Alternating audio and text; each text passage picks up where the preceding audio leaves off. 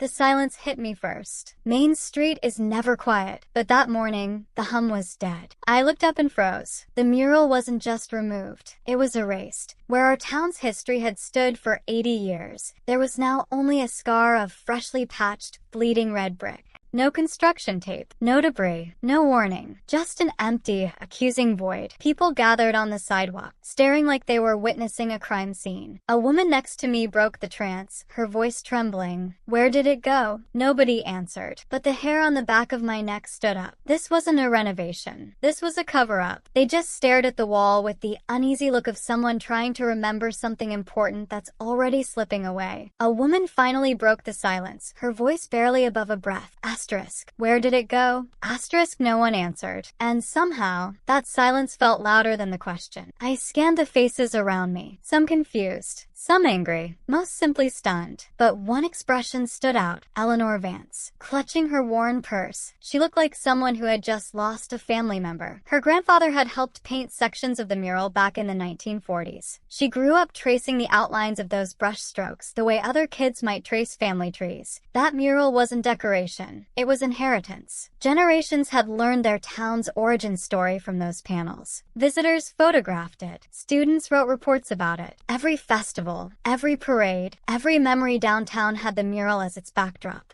Losing it wasn't just inconvenient. It rewrote the emotional map of the community. And the strangest part? No one had heard a single announcement about its removal. No debate, no notice, nothing. That's when Mr. Henderson appeared from the town administrator's office, walking briskly, clipboard tucked under his arm like a shield. He moved through the crowd with the stiff posture of someone already preparing a justification. "It's just a safety matter," he said evenly. "Structural concerns with the wall. We had to take it down." His tone wasn't hostile, just overly controlled, like every word had been pre-approved. He didn't belittle the artwork. He didn't call it old or irrelevant. He simply repeated the same explanation anytime someone asked for details. "It's a safety issue. That's all I can say right now." But it didn't feel like that was all. If there were structural risks, why hadn't anyone been told? Why act overnight? And where exactly had the mural gone? Stored? Destroyed? Being restored? No one knew, and Henderson wasn't offering anything more. Something was off. So I did what I always do when a story doesn't add up. I followed the threads that other people overlook. At the library, I dug through newspaper archives so old they cracked at the edges. The librarian, Mrs. Gable, the closest thing our town has to an official historian, brought out boxes of photographs, council transcripts, and handwritten notes. The mural wasn't some casual project. It was created by a returning World War II veteran named Silas Croft, a man determined to rebuild the town's spirit through art. He had gathered local painters, school groups, volunteers, an entire generation's worth of hope layered into those walls. Every resident I spoke to had a story tied to that mural, a memory, a moment, a piece of themselves. And yet, according to Henderson, it was removed with no ceremony, no community meeting, no debate. The more I learned, the stranger it felt. Something this significant doesn't just quietly disappear unless someone wants it to. Then, while combing through old town council minutes, a breaking news headline flashed across the library TV. Several small towns had just applied for federal grants aimed at Main Street revitalization, funding that often required temporary structural work, renovations, even removal of old facades. I stopped scrolling. Suddenly, the timing didn't feel like coincidence. It felt like the beginning of something much bigger, and the mural might not be missing at all, but moved, hidden, or protected for reasons no one had explained yet. And if that was true, then this mystery was only just getting started. Could the disappearance of our mural be linked to some larger, unannounced revitalization plan for our own downtown? Were there hidden motives behind Mr. Henderson's dismissiveness, something he couldn't or wouldn't share with the public? My mind began to connect the dots. Federal funds often come with strict guidelines about historical preservation, or sometimes, paradoxically, with requirements for modern updates that clash with old structures. It made me wonder if the mural was an inconvenient truth for a project still under wraps. But if that were the case, why the secrecy? What kind of infrastructure project would require the quiet removal of a beloved historical historical landmark. Armed with evidence of the mural's undeniable historical value, I went back to Mr. Henderson, hoping to appeal to a sense of community pride. But he was unwavering, pulling out official-looking documents that spoke of deferred maintenance and critical structural assessments. He claimed that while the mural was lovely, it was never officially designated as a historical landmark by state or federal bodies. Therefore, its removal didn't violate any specific preservation statutes. He went on to explain that the wall itself, which the mural was painted on, was deemed unstable and required immediate replacement due to unseen damage, likely from years of harsh weather. He even showed me a work order that detailed the routine maintenance and facade stabilization, effectively blocking any further progress on my part. The paperwork seemed to confirm his story, making me feel like I was chasing ghosts. But if the wall was truly unstable and the mural just old paint, why did so many details in his story still feel off-key? I returned to Mrs. Gable, explaining Mr. Henderson's bureaucratic wall. She shook her head, a knowing look in her eyes. "Oh, the bureaucracy of it all," she sighed. "People often forget how much care goes into preserving history, even street art." She leaned forward, lowering her voice as if sharing a trade secret. "You see," she began, "by the time our Main Street mural was painted in the 1940s, artists were often using newer, more flexible techniques. Sometimes they'd paint on panels mounted to the wall, or use oil-based paints that could be carefully removed with solvents, or even paint on specially prepared canvas attached to the surface. It all depended on the artist, the materials available, and the desired permanence." She explained that while frescoes are almost impossible to remove without destroying them, other mural techniques actually allow for careful preservation if done correctly. This distinction made me wonder, if the mural had been painted using one of these removable techniques, why wouldn't Mr. Henderson have mentioned its careful preservation? That conversation with Mrs. Gable sparked a new line of thought. If the mural wasn't a fresco, maybe it could have been saved. I asked her if she had any more pictures of the wall, perhaps from before the mural was painted. She rummaged through a dusty box and pulled out a faded black and white photo, a sepia-toned snapshot from the early 1900s. It showed the original building, an old general store, long before Silas Croft's artwork adorned its side. My eyes scanned the image, and then I saw it. At the very bottom, almost hidden by shadows, was a small, ornate cornerstone, partly visible just above the foundation. It wasn't just any cornerstone. It had a date etched into it and what looked like a faded symbol. But here's the twist. In all the photos of the mural itself, from the 1940s onward, that cornerstone was completely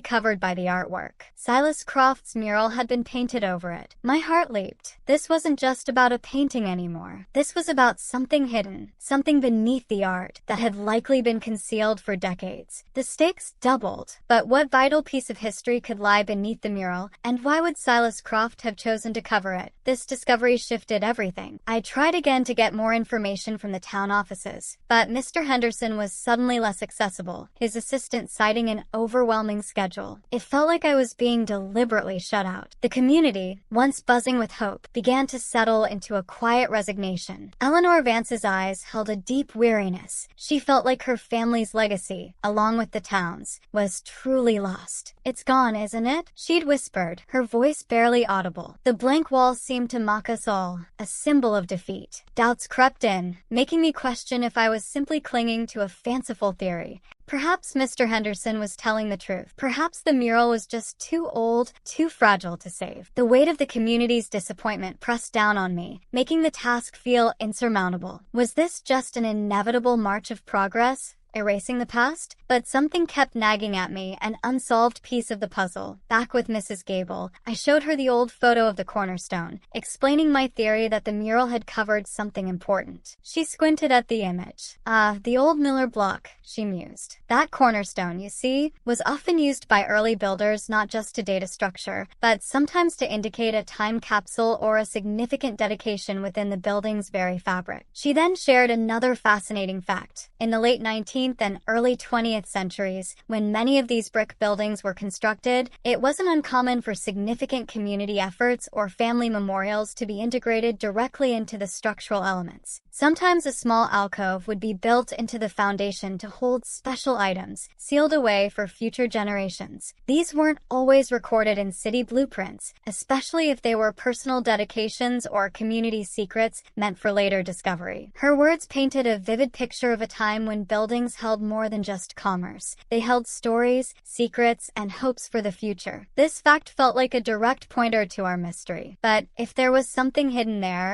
why wouldn't Mr. Henderson or anyone in the town office know about it or even mention it? The thought of a time capsule, a hidden alcove, gave me a desperate surge of determination. But every path led back to Mr. Henderson's closed-door office. I revisited Eleanor, hoping her long memory might hold another clue. She sat on her porch swing, tears tracing paths down her wrinkled cheeks. "It's gone forever," she sighed, "just like so much else." She remembered her grandfather telling stories about the old building and how he always said it had a secret heart. He used to tap on a specific spot on the mural, near the bottom, and wink, saying, "That's where the old memories sleep." Her sadness was palpable, a heavy blanket of despair that threatened to smother any remaining hope. The blank wall on Main Street now felt less like a puzzle and more like a final verdict. I felt like I had let everyone down, chasing shadows when the truth was simply that history, sometimes, just fades away. The weight of this loss was crushing. At first, I wondered if Eleanor's grandfather had simply passed down an old family legend, one of those stories that fades over time until only the sentiment remains. But his final words kept echoing in my mind. Asterisk, "That's where the old memories sleep." Asterisk, those words suddenly aligned with something Mrs. Gable had mentioned earlier about hidden alcoves and time capsules once built into the town's historic structures. I pulled out the old photograph again, the one showing the original cornerstone before the mural was ever painted. My eyes moved back and forth between that image and the more recent pictures of the mural, searching for the precise place Eleanor's grandfather had tapped. And then it struck me, not gradually, but like a jolt of electricity. The maintenance project, the structural integrity claims, the new brick facade. What if the new wall wasn't replacing something damaged, but covering something worth preserving? What if the original wall, the one holding the cornerstone, had never been demolished at all? If it still stood behind the new construction, then the mural, or whatever had been beneath it, might not be gone. It might simply be hidden, protected, waiting. If that were true, the secrecy suddenly made more sense, but also raised even more questions. Why disguise preservation as demolition? Why stage a complete removal instead of announcing the discovery? Armed with this theory, I marched straight to Mr. Henderson's office, gripping the old photo like a piece of evidence in a courtroom. He looked up when I entered, surprise flickering across his face before settling into something carefully composed. "Mr. Henderson," I said, steady and direct, "I don't believe the mural was destroyed. I believe it was moved. And I think the wall behind it," I placed the photo on his desk, "contains something you were trying to protect." I laid out everything. The cornerstone in the old image, the stories of hidden alcoves, Eleanor's grandfather's cryptic words. For the first time since this began, Henderson's composure cracked. He exhaled slowly, a long sigh that carried the weight of a man who had been holding back more than he wanted to. He finally told the truth. Yes, the building's exterior had been failing, but during the structural assessment, workers had discovered a pristine wooden panel hidden behind the mural, an original section of the building dating back to the 1940s. And mounted inside that panel was an ornate metal box, a time capsule placed there by Silas Croft himself. Inside the panel were the earliest sketches of the mural and a preserved version of its first iteration, the mural before it grew into the town's iconic masterpiece. Henderson feared that revealing the discovery too early would lead to crowds gathering at the fragile site, risking irreversible damage. So they quietly reinforced the wall, safely detached the panel, stored everything in a secure location, and built a temporary facade to protect the structure. His mistake wasn't malice, it was secrecy. He hadn't trusted the community with the truth. But the mural was never missing. It was protected, waiting for the right moment. Within hours, the truth spread across town. Entire families crowded into town hall for the unveiling.